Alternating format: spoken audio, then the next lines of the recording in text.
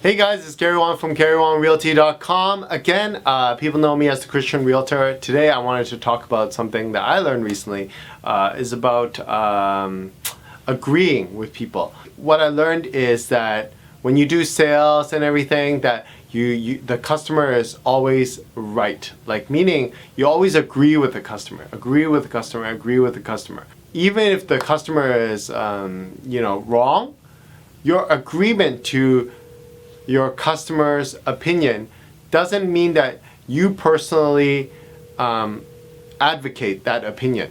Well, your agreement, what it does is that it means that I agree that that is your opinion. But you didn't ask for my opinion. My opinion could be different. But I agree that that is your opinion. That's what agreement, that's what the sales training was teaching me about. And I was thinking about that and how it applies in life and in work and in relationships. Like, one of the key things, if you're in a relationship, if you have a boyfriend, girlfriend, or if you're married, key thing is understanding. Is key to understand your wife or your boyfriend or your children or whatever. And it's important to help them to understand that you understand them, but you don't necessarily agree with their opinion, meaning you don't necessarily support their opinion in that sense. So one of the things is important, but then the sales training about how you agree with that person, but so it's more like, I agree that that is your opinion.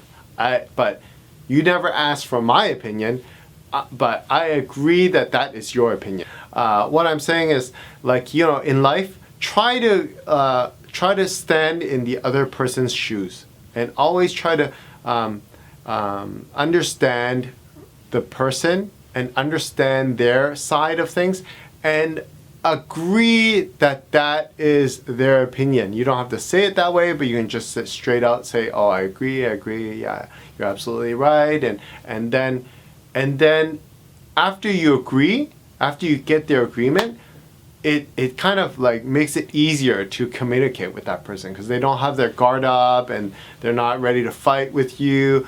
Once you get them on your side, or once they feel that you're on their side, they're able to open up to you and maybe take a second look and maybe be open to your ideas, right? So you could say something like, okay, like for example, like I'm helping my buyer buy a house. Sorry, the house is asking price is $700,000, and my client, but the market, it's worth about $675,000. But my client goes, "Oh, no, I want to offer $650,000. $650,000 is a great offer." Then you know what I say? I don't go, "No, buyer, $650,000 sucks. Your offer sucks." They're gonna ignore it, and that's just not gonna make that's not. It's like starting an argument.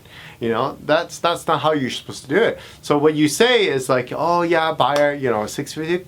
Yeah, you think it's a great offer? Yeah, it's great offer." And then once you get, he's like, "Oh really?" And you agree, and then you go, "Oh yeah." And then I also looked at these comparables, and these comparables look an awful lot like like the house we're buying, and they're selling for $680,000, $675,000, $670,000. And then you throw it out there, you throw the logic there, and then maybe they're like, "Oh yeah, maybe $675,000 is a better offer," or something like that. And then, they are, yeah, you know what? I think maybe $675,000 is a good offer. So you let the other person come up with the solution, and then you support them, and then you make them feel like they came up with the solution. They brought up the idea, and then you're supporting them, as opposed to like you telling them, "Oh, this is how you do it. Like this, you're wrong. I'm right." This is I mean, it works sometimes, but I don't think it's the best way. There's a better way of doing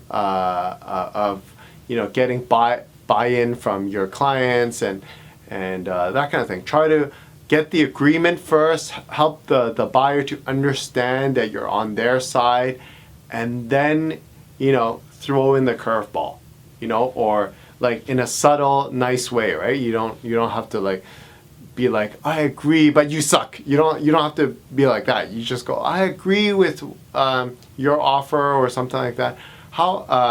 And however, what have you ever thought about this and this and this? And then you're allowing them to come up with a solution on their own.